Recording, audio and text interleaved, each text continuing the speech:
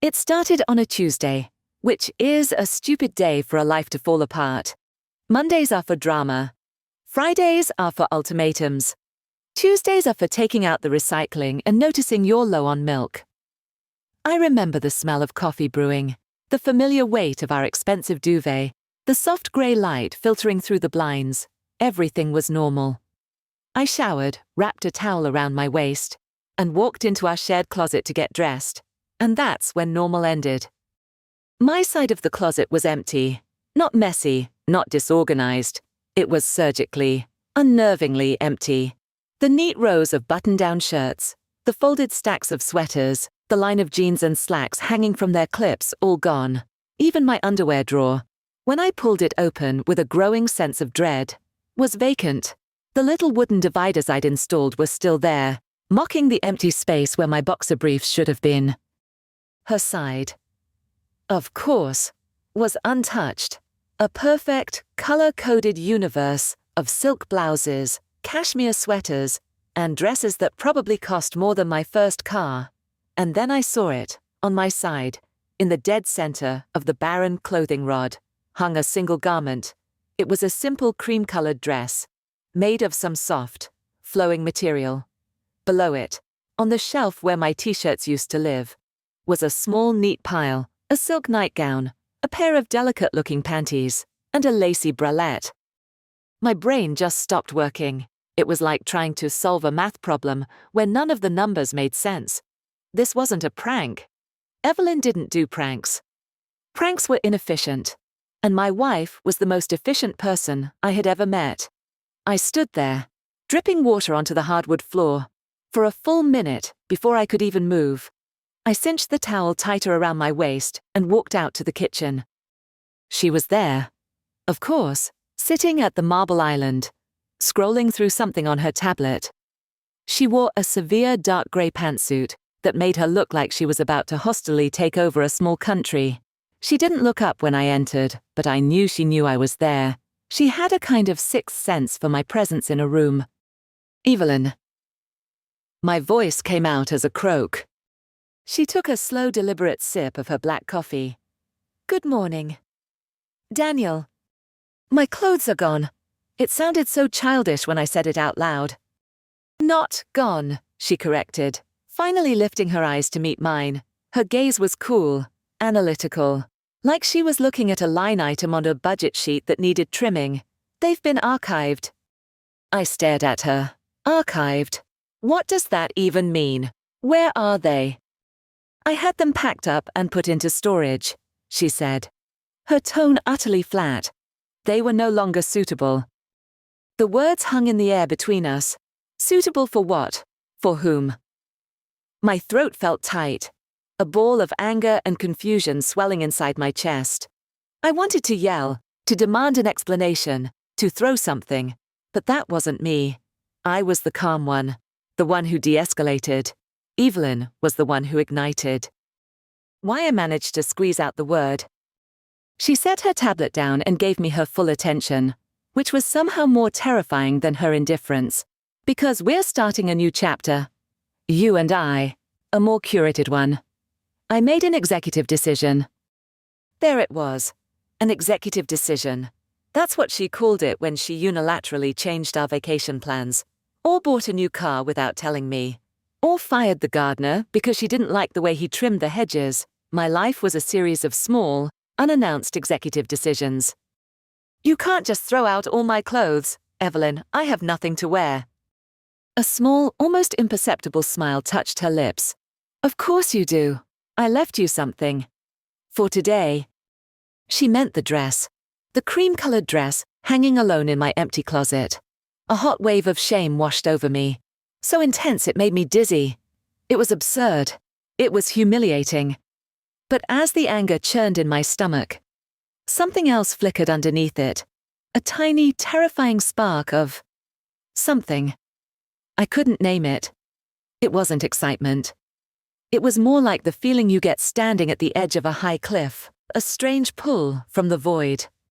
I just stood there, speechless, the towel around my waist suddenly feeling flimsy and inadequate. She picked up her coffee again, her eyes dismissing me. The conversation was over. An executive decision had been made. I turned and walked back toward the bedroom. The cold, hard reality of the situation settling in. I had absolutely nothing to wear but what she had chosen for me. That first day was a blur of quiet defiance and eventual, humiliating surrender. I spent an hour searching the house, desperately hoping she'd missed a stray pair of sweatpants or an old t-shirt stuffed in a guest room closet. I found nothing. Her purge had been absolute, as meticulously planned and executed as one of her corporate takeovers. I worked from home, a freelance graphic designer. My clients didn't care what I wore. I could have spent the day in my towel, I suppose, but the house felt different, charged with her decision. The very air seemed to be waiting for me to comply. Around lunchtime, hunger won. I couldn't go down to the kitchen naked. So I went back to the closet. The dress was still there, hanging patiently. It was a simple A-line cut, sleeveless, made of a heavy linen blend. It looked comfortable, in a way that felt like a trap underneath it. The little pile of undergarments waited. I picked up the panties. They were silk, a pale peach color, impossibly light in my hands. The bra was a joke. A triangle of lace with no underwire, no padding, nothing. It was a suggestion of a bra. My hands were shaking as I put them on. The silk of the panties felt shockingly cold and then immediately warm against my skin. It was a completely different sensation from cotton. It was frictionless. The bralette was awkward. I fumbled with the clasp at the back, my fingers feeling thick and clumsy. I eventually gave up and pulled it on over my head like a t-shirt. The lace was slightly scratchy against my chest, a constant irritating reminder of what I was wearing. Then, the dress. I pulled it over my head. The fabric fell around me, heavier than I expected, the hem brushing against my mid-calves. I stood in front of the full-length mirror next to the closet door and forced myself to look. It was just a guy in a dress. My shoulders were too broad, my arms too muscular. My short brown hair and the shadow of my 5 o'clock stubble made the whole picture look ridiculous. I looked like a man who had lost a bet. I felt a fresh wave of shame, hot and acidic. But then, I turned slightly. The way the fabric moved, the way it swung around my legs, was new. I had never felt air on my thighs like that. It was a strange kind of freedom, and a strange kind of vulnerability. All at once, I took a step, and the dress swayed with me. It wasn't the restrictive feeling of a suit, or the sloppy comfort of jeans. It was something else entirely. That unnamed flicker from the morning returned, a little stronger this time, a deep, unsettling curiosity. When I finally went downstairs, Evelyn was on a video call in her home office, the glass door shut. She glanced up, her eyes flicking over me from head to toe. She didn't smile, she didn't frown. She just gave a single, almost imperceptible nod, and turned back to her screen. The nod was worse than any comment she could have made. It was a nod of approval, of accomplishment. Project Daniel, Phase 1, was complete. The rules started subtly. They were never announced, never written down. They were corrections, little adjustments made throughout the day that began to sand down the edges of my own behavior. We were having dinner that night I had cooked, as usual, and I was explaining a concept for a logo I was working on. I tend to talk with my hands, and I was gesturing, leaning forward over my plate. Evelyn reached across the table and gently but firmly pressed my forearm down. "Daniel," she said, her voice soft but laced with steel. "Keep your gestures small, contained. It's more elegant." I froze, my hand flat on the table next to my plate. Elegant, I had never in my life worried about being elegant, but I pulled my hand back and rested it in my lap. The linen of the dress bunched up under my thighs. I felt my whole body contract, trying to take up less space. A few days later, we were having tea in the living room. I was holding my mug with both hands, the way I always did, enjoying the warmth. She watched me for a moment before speaking. Use one hand, she said, and don't grip it like a lifeline. Just your fingers. Like this. She demonstrated, holding her own delicate porcelain cup with a grace that seemed impossible for me to replicate. I adjusted my grip, my pinky sticking out awkwardly. It felt precarious, like I was going to drop the heavy ceramic mug at any moment. But I did it.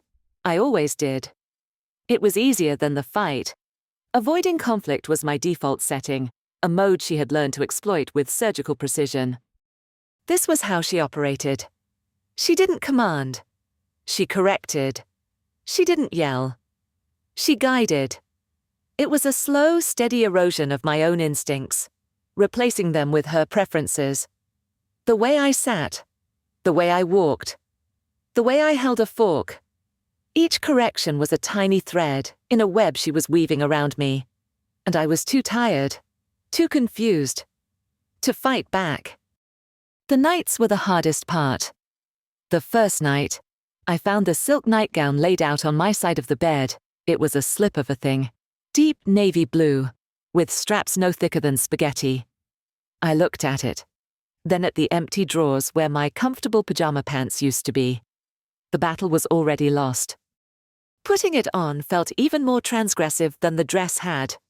This was for sleeping. This was intimate. The silk slithered over my skin, cold at first, then clinging with the heat of my body. It was so light, it felt like I was wearing nothing at all. As I got into bed, the fabric slid against the high thread count sheets, creating an almost electric friction. Every movement was amplified. I could feel the texture of my own leg hair against the silk, a sensation that was both unpleasant and intensely novel. I lay there, stiff as a board, staring at the ceiling. Evelyn was already asleep, her breathing even and slow. She had conquered my closet, my daily habits, and now my bed. I felt a profound sense of loss, a mourning for the simple, unconscious comfort of being myself. But beneath the grief and the anger, that same insidious flicker of curiosity remained. I shifted my legs, just to feel the slide of the silk again. My body was reacting in ways my brain couldn't comprehend. It was a betrayal. For the first time, I felt like a stranger in my own skin, and a small, shameful part of me was fascinated by the stranger I was becoming. A month into this new reality, Evelyn had to go on a business trip to Asia. It was a 2-week affair, a series of meetings and factory inspections. The night before she left, she gave me a list of instructions, not for the house, but for me. It was all about upkeep. Moisturize daily. Use the deep conditioner she'd bought me twice a week, and Clara would be by to help out. Clara was our housekeeper, but that word is an insult to what she really was. She'd been with Evelyn since before I was in the picture. She was in her late 40s, a woman of quiet efficiency and unwavering loyalty to my wife. She saw everything and said almost nothing. Her presence in the house was usually a silent, comforting hum. The idea of her helping out with this new regimen filled me with a unique kind of dread. The day after Evelyn left, the doorbell rang. It was Clara, carrying a large, elegant-looking box. She gave me a small, unreadable smile. "Mrs. Moore sent me," she said, as if I didn't know. "She thought you might need some new things for while she's away." She followed me upstairs to the master bedroom. The emptiness of my side of the closet had become a familiar, depressing sight. Clara, however, surveyed the scene with a professional eye. "Not much to work with." "Is there?" she murmured, more to herself than to me. "Well, let's see what we can do. Come with me." She didn't lead me to the master bedroom. Instead, she took me to her own private suite on the ground floor, a part of the house I rarely entered. It was nothing like the rest of our cold, minimalist home. Her rooms were warm and soft, filled with dark wood furniture, plush rugs, and the gentle scent of lavender and old books. In the corner of her sitting room, bathed in the warm yellow light of a standing lamp, was a tall 3-panel dressing mirror. She set the box down on a velvet chaise lounge. "Mrs. Moore thought you should try something a little more structured." My heart started beating a frantic, panicked rhythm against my ribs. I was wearing one of the simple day dresses Evelyn had left for me, a soft cotton jersey thing that was, by now, almost comfortable. What Clara was proposing felt like an escalation. She opened the box. Inside, nestled in layers of tissue paper, was a world of feminine architecture I knew nothing about. There was a formidable-looking bra with actual underwire and padded cups. There was a silky slip, more substantial than the flimsy nightgowns I'd been wearing. There were sheer stockings, the kind that required a garter belt, which she also produced. And finally, a dress. It was a deep emerald green, made of a structured crepe fabric, with a fitted waist and a zipper that went all the way up the back. "Let's get you ready," Clara said, her voice gentle but firm. There was no room for argument. The process was methodical, almost ceremonial. She had me stripped down to my underwear. The air in the room felt cool on my skin. First, the bra. It was a complicated piece of engineering. She helped me into it. Her movements practiced and impersonal. She reached around and fastened the hooks, then adjusted the straps on my shoulders. "You need to lean forward," she instructed, "and scoop, to make sure everything is settled." I did as I was told, feeling utterly ridiculous as I mimicked the motion. The padded cups felt alien against my flat chest, creating a false curve that wasn't there. Next came the garter belt, a web of straps and clips that felt like some kind of medieval device. And then the stockings. She handed one to me. It was impossibly thin, like a whisper of nylon. "Be careful," she warned. "They'll run if you look at them wrong." I bunched it up and carefully, slowly, rolled it up my leg. The sensation was incredible. It was like my skin was being shrink-wrapped in silk. My leg hair flattened. My skin tingled. The feeling of vulnerability was so intense it made my breath catch. Clara knelt and fastened the clips of the garter belt to the tops of the stockings, her fingers quick and sure. Then came the slip, a smooth, cool sheath that glided over the scaffolding of the other undergarments, hiding the mechanics and creating a single, smooth line from my shoulders to my knees. Finally, the dress. I stepped into it, and she pulled it up. The fabric was heavy, serious. I put my arms through the sleeves, and she turned me around to fasten the zipper. I heard the soft zip as it traveled up my spine, a sound that sealed me into this new shape. The dress was snug at the waist, hugging me in a way I'd never experienced. It forced me to stand up straighter. I stood there, my arms hanging limply at my sides, my breathing shallow. I felt like a doll, assembled and dressed. Clara's hands rested on my shoulders for a moment. She didn't mock me. She didn't offer empty reassurances. She just said, in her calm, quiet voice, "Now, you should look straight at the mirror." I lifted my head. Forcing my eyes to focus on my own reflection was one of the hardest things I've ever had to do. The 3-panel mirror showed me every angle. The man I knew was gone. The clumsy guy in a dress was also gone. In his place was a figure, a shape. The structured bra and the fitted waist of the dress created an illusion of a feminine silhouette. The dark green color was flattering, and the heavy crepe fabric fell beautifully, skimming over my frame without clinging. The stockings gave my legs a smooth, uniform appearance, a subtle sheen under the soft light. It was an image of carefully constructed femininity. It wasn't me, not entirely, but it wasn't entirely a stranger, either. There was a flicker of recognition in the eyes, in the set of the jaw. That was still mine, but it was me as seen through a completely different lens. Clara seemed to sense the shift in me, the change from panicked resistance to a stunned, quiet contemplation. She moved to a small vanity table covered in pots and brushes. "Just a little something to complete the picture," she said softly. I sat on the stool she indicated, my body moving on autopilot.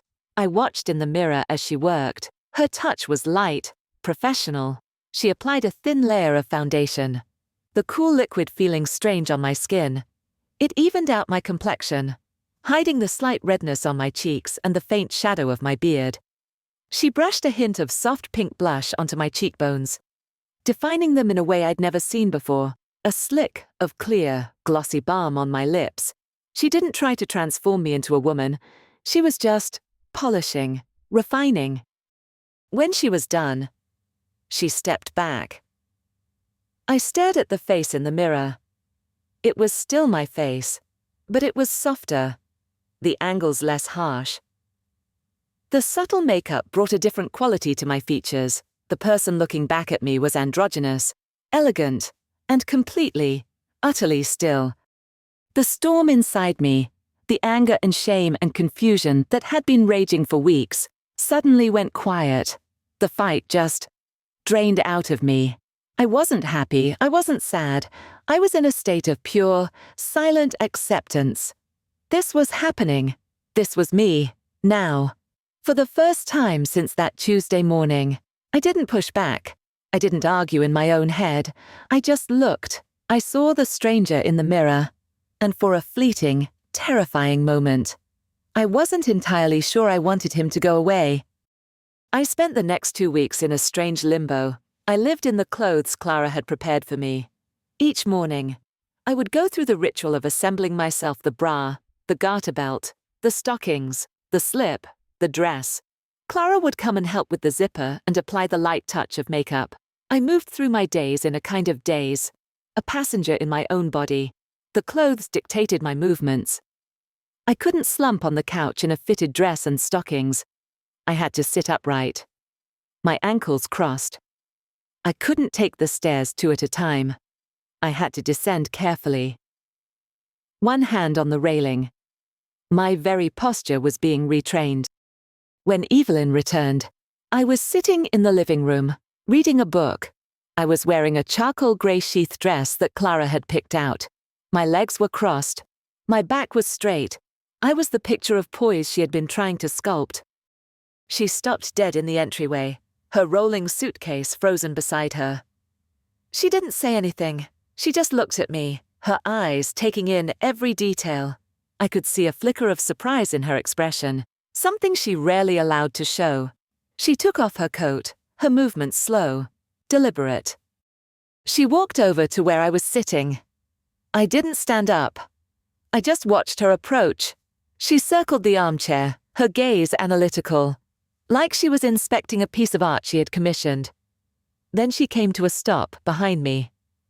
I felt her hands on my shoulders, her fingers gently kneading the tense muscles there. "Clara has been busy," she said, her voice a low murmur next to my ear. I didn't answer. I just kept my eyes fixed on the page of my book, though I wasn't reading the words. She leaned down, her lips brushing against my hair. Her hand moved from my shoulder, tracing the line of my jaw before coming to rest on my cheek. She gently tucked a stray strand of my slightly too long hair behind my ear. Then, she leaned in closer, her lips almost touching my earlobe. "I never knew," she whispered, and the words sent a shiver down my spine, a complex cocktail of fear and something I refused to name. "I never knew you would suit it so well." It wasn't a question, it was a statement of fact, a verdict. And then, she straightened up, moving away from me and towards the stairs. "I'm going to go unpack," she said, her voice back to its usual brisk, business-like tone. I sat there long after she had gone, her words echoing in my head. "You suit it so well." It wasn't a compliment about my looks. It was a compliment about my compliance, about how well I fit into the mold she had created. It was the most dangerous praise I had ever received, because a part of me, a deep, buried, treacherous part, was thrilled by it. It was the approval I had always craved from her, but it was being given to this new person, this construct, and I was terrified that I was starting to like being him more than I had liked being myself. The praise, as it turned out, was a prelude to the next phase. Evelyn decided my transformation needed to be refined. Professionally. My compliance had emboldened her. The private experiment was about to go public, in a carefully controlled way. "We're going to my salon on Saturday," she announced a few days later. It wasn't a question. It was a scheduling notification. "I've booked you a full appointment. Hair, nails, the works." My stomach turned to ice. The house was one thing, Clara was one thing, but a salon. With strangers, with mirrors everywhere, with people who would stare. It felt like a line I wasn't ready to cross. Evelyn. I don't think I started. My voice weak. Don't think. She cut me off. Not unkindly, but with absolute finality. Just let them take care of you. You'll see, it will be relaxing. Relaxing was not the word I would have used. When Saturday came, I was a bundle of nerves. Evelyn picked out my outfit, a pale blue day dress, simple and unassuming, but the accessories were new. She produced a pair of low-heeled pumps. They were a sensible, blocky heel, only about 1.5 inches high, but they felt like stilts. I stumbled around the bedroom for a few minutes, my ankles wobbling. You'll get used to it, she said, watching me with a critical eye. It's all about posture. Core engaged. Walk from the hip. She sounded like a drill sergeant teaching ballet. The salon was exactly as I had feared, a bright, white, hyper-modern space filled with beautiful women and the overwhelming scent of hairspray and nail polish. Every surface was reflective. There was no place to hide. When we walked in, a hush fell over the room. Everyone turned to look. The man in the pale blue dress, wobbling slightly on his unfamiliar heels, with the impeccably dressed CEO at his side. I could feel the heat rising in my cheeks, a blush of pure, unadulterated humiliation. Evelyn was unfazed. She was in her element. She greeted the manager, a chic woman named Isabel, with air kisses. Isabel, this is my husband. Daniel, he's in your hands today. I want the full treatment. And so it began. I was passed from one specialist to another like a parcel. First was the manicure. A young woman with impossibly long nails took my hand. My hands have always been capable. I can fix a leaky faucet. I can build furniture. I can work in the garden. But sitting there, as she filed and buffed my nails, my hands felt clumsy and oversized. What color? She asked, looking at Evelyn, not at me. Crimson, Evelyn said, without a moment's hesitation. A classic, confident red. I watched, mute, as the girl painted my nails with the glossy, blood-red polish. Each stroke was another layer of identity being painted over, another piece of me being obscured. When she was done, my hands didn't look like my own. They looked like props. Next was the hair. A flamboyant man named Marco spun me around in the chair, running his hands through my hair. Good texture, darling, but no shape. No life. He declared to the room at large. Evelyn conferred with him in low, rapid tones, using words like soften the angles, add movement, and frame the face. I just sat there, staring at the stranger with the wet hair in the mirror. Marco worked his magic with scissors and brushes and a roaring blow-dryer. When he was done, my simple, short back and sides cut had been transformed. My hair was longer on top, artfully messy, with soft waves that curled around my ears and forehead. It was a handsome haircut, but it was undeniably softer, more androgynous. The final stop was a small private room where a woman was waiting to do my makeup. This time, it was more than Clara's subtle touch. It was a full application, foundation, concealer, a subtle contour to slim my jawline, a sweep of neutral eyeshadow to define my eyes, and a coat of mascara that made my lashes curl. When they were finished, they led me back out to the main room. Evelyn was waiting, a small smile on her face. Isabel held up a hand mirror. I looked.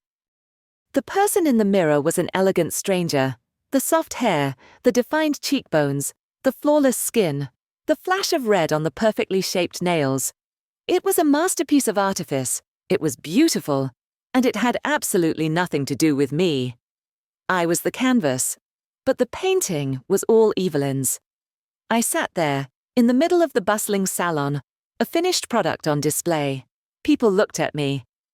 Not with mockery anymore, but with a kind of aesthetic appreciation. I was being admired, but I had never felt more invisible. My body was there, more polished and perfect than ever. But my agency, my very self, was gone. I had been completely and utterly effaced. That night, something inside me broke. After we got home, Evelyn admired the final product, running a hand over my newly styled hair and complimenting the color of my nails. She was pleased. Her project was a success. She went to her office to take a late call with her European team, leaving me alone. I walked into our master bathroom, a cavern of white marble and chrome, and looked at myself in the massive mirror over the vanity. The elegant stranger stared back, his expression unreadable. I saw the smooth skin, the perfectly coiffed hair, the dark lashes. I saw the crimson nails as I gripped the edge of the marble counter. I saw the gentle slope of the dress over my shoulders, and I felt a surge of rage so pure and so violent it almost knocked me off my feet. It wasn't about the clothes. It wasn't about the makeup. It wasn't even about the public humiliation.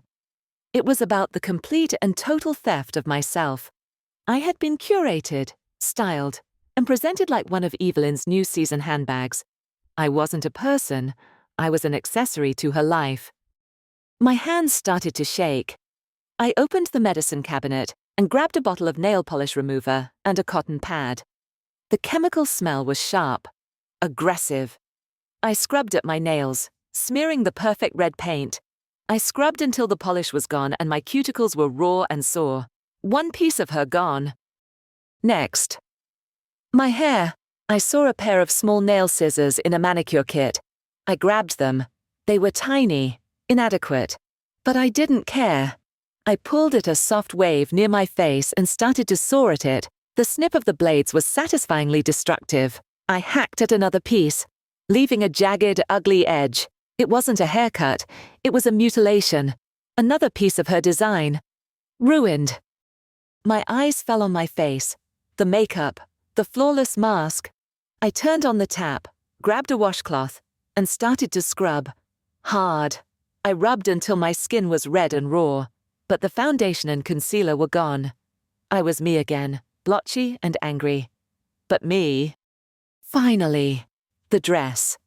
The beautiful, expensive dress I had been wearing all day. I grabbed the fabric at the collar, and with a guttural roar that seemed to come from the very core of my being, I pulled. The seam ripped with a sound like tearing paper. It was a glorious sound. I tore at the sleeves, ripped the hem, shredding the garment until it was nothing but a pile of ruined blue fabric on the marble floor. I stood there, panting, in my slip and stockings, my hair butchered, my face raw, my nails bare. I was a mess, a disaster, and for the first time in months, I felt a flicker of something that wasn't confusion or shame. It was a sense of fierce, defiant ownership. This mess was my own. It wasn't a rejection of the femininity. In that moment of violent clarity, I understood that. The soft fabrics, the feeling of the stockings on my skin, even the strange elegance I'd seen in the mirror, a part of me hadn't hated it. I hated that it wasn't my choice. I hated that I had been decorated and displayed, my own identity erased in the process. I wasn't a doll to be dressed up. I was a person. And I wanted the right to choose who that person was, what he wore, and how he presented himself to the world. The rage receded, leaving behind a cold, hard certainty. The silence had to end. The compliance was over. It was time for a confrontation. I didn't bother to change. I walked out of the bathroom, through the bedroom, and down the stairs, still in my torn slip and ripped stockings. I went through the house and out the back door into the garden. It was a cool night, and the air felt good on my flushed skin. The garden was Evelyn's pride, a perfectly manicured space of white roses and stone pathways, all illuminated by soft landscape lighting. It was her sanctuary of control. It seemed like the right place for a rebellion. I heard the click of her office door opening and her footsteps on the hardwood floor. "Daniel!" she called out, her voice holding a note of irritation. "What was all that noise?" She came to the back door and saw me standing in the middle of the lawn. She stopped, her hand on the doorframe. I saw her eyes take in my appearance, the ruined slip, the jagged hair, the red-rimmed eyes. For the first time, I saw a crack in her composure. It wasn't anger, but it was shock, maybe even a little fear. "What did you do?" she asked, her voice barely a whisper. "I undid it," I said, and my voice sounded different. It was steady. It was firm. It was mine.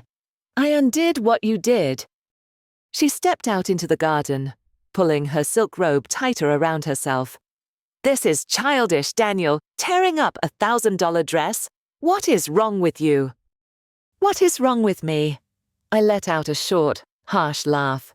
"What's wrong is that I let this happen. What's wrong is that I let you erase me, piece by piece, until I looked in the mirror today and saw a complete stranger wearing my face." I took a step toward her, and she flinched. An almost imperceptible movement, but I saw it. She was off balance. The dynamic had shifted. "This," I said, gesturing to myself, to the feminine undergarments I was still wearing. "This isn't something I hate. Evelyn, that's what you don't understand. The feeling, it's not new. It's been there for a long, long time. Buried so deep I thought it was gone. A part of me that was quiet and soft and different." Tears started to well in my eyes, hot and angry. But it was mine. It was my secret. My thing to figure out.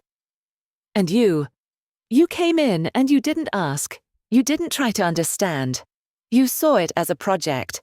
You saw a blank canvas and you decided to paint your own masterpiece all over it. You didn't want me to explore my femininity. You wanted to impose your version of it on me. You dressed me up like your own personal doll. She was silent, her face pale in the moonlight. She wasn't looking at me with her usual analytical stare. She was just looking, listening. "I hate it," I continued, my voice cracking with the force of my emotion. "I hate that you took something that could have been a discovery for me and turned it into an act of submission. I hate that your approval only came when I disappeared completely. I don't want to be your beautiful accessory, Evelyn. I just want to be me, and I want to be the one who decides who me is, whether that's in jeans and a t-shirt or a goddamn ball gown. It has to be my choice."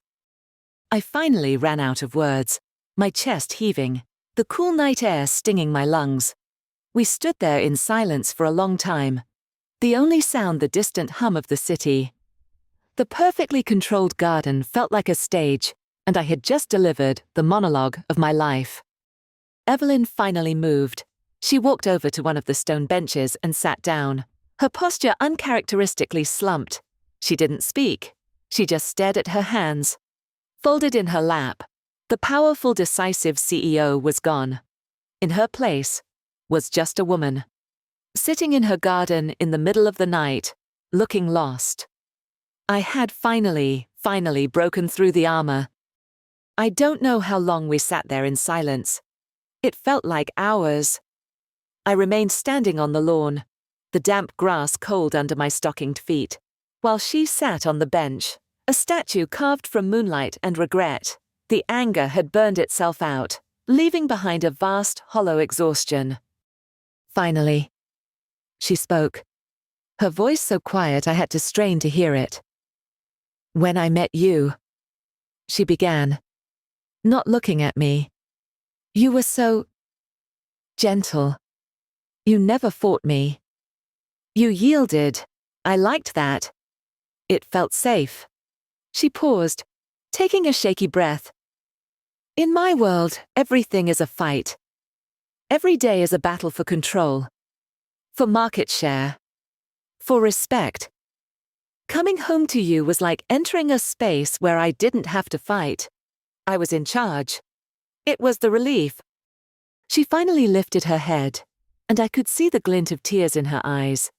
It was so rare to see her cry that it felt like witnessing a geological event. "I loved that gentleness in you," she continued, and then I think I started to resent it. I started to push, to see how far I could go before you'd push back. I told myself I was helping you, that you were a brilliant artist, but you were too passive. that you needed structure, that I was improving you. The word came out laced with self-loathing. When I cleared out your closet, it was an impulse. I saw all those bland, safe clothes, and I thought, he's more beautiful than that. There's something more interesting inside him. And I wanted to see it. I wanted to bring it out. Her voice cracked. But I did it the only way I know how, like a product launch, a rebranding. I saw this beautiful image in my head, and I fell in love with it. I fell so in love with the image that I forgot the man inside was a person. I forgot that you had to be a collaborator, not the raw materials. She stood up and walked over to me, stopping just a few feet away. I am sorry. Daniel, she said, and the words were raw, stripped of all her usual corporate polish. I am so sorry, not for wanting to see that side of you, but for how I did it, for taking your choice away, for making you my project. That was wrong. It was cruel. She reached out, not to touch me, but just held her hand in the space between us. I give it back to you, she whispered. Your choice, your body, yourself. It's all yours. It always should have been. In that moment, under the pale moonlight, surrounded by her perfect roses, something was finally returned to me that I hadn't even realized was completely gone. My own autonomy. It was a fragile, newborn thing, but it was there. I looked at my wife, at the tears tracking down her face, and I saw past the CEO. I saw the woman I had fallen in love with, a woman who was brilliant and driven, but also flawed and, in her own way, just as lost as I was.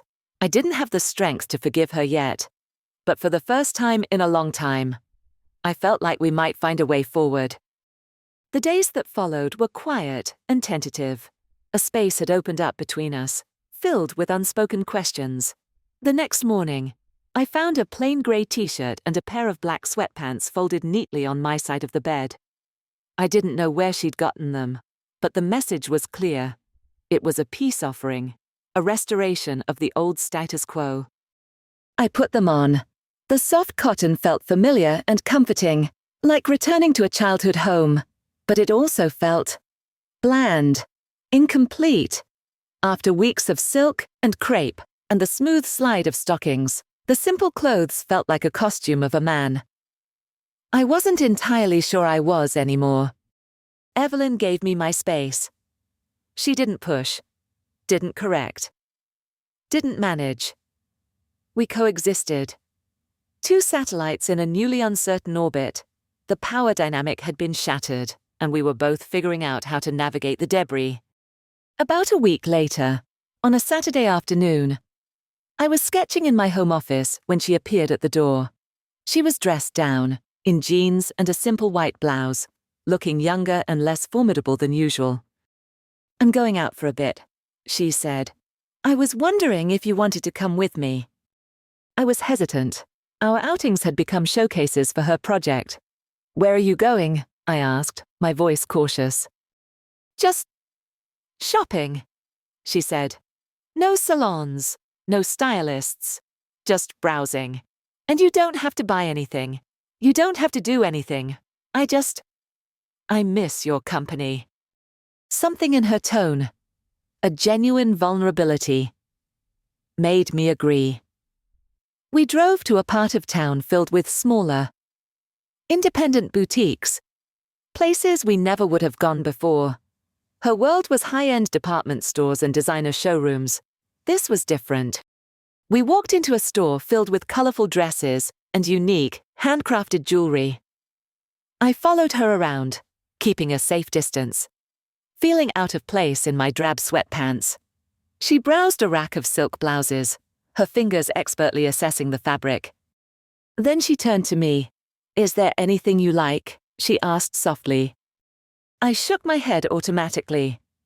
But my eyes had snagged on something, on a rack near the back of the store. There was a dress. It was a simple wrap dress, the color of a deep forest green, made of a soft, heavy jersey material. It was elegant but comfortable. It was nothing like the severe, structured things she had chosen for me, nor was it as plain as the simple day dresses. It was something in between. She saw where I was looking. She didn't say anything. She just watched my face. "It's nice," I admitted, my voice low. "You should try it on," she said. It wasn't a command, it was a gentle suggestion. My heart started beating faster. The idea of trying on a dress, here, now, by my own volition, was terrifying and exhilarating. I looked at her, searching for any sign of the old control, the old agenda. All I saw was a quiet, patient hope in her eyes. "Okay," I whispered. She got the attention of a sales associate and asked for the dress in my size, in the fitting room. I took off my t-shirt and sweatpants and pulled the green dress over my head. The fabric was soft and cool. I wrapped it around my waist and tied the sash.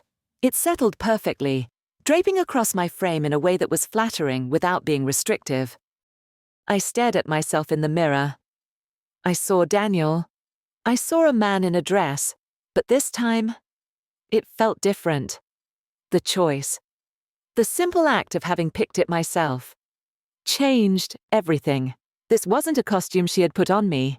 It was a piece of clothing I had chosen, a piece of myself I was choosing to express.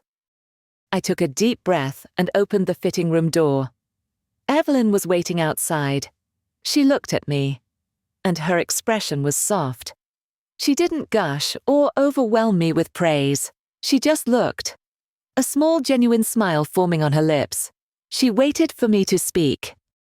After a moment, she asked, her voice tentative, "Am I allowed to say you look wonderful?" I looked at our reflections in the store mirror. I saw a man in a beautiful green dress, and the woman beside him, looking at him with an expression of quiet admiration. I felt a smile spread across my own face.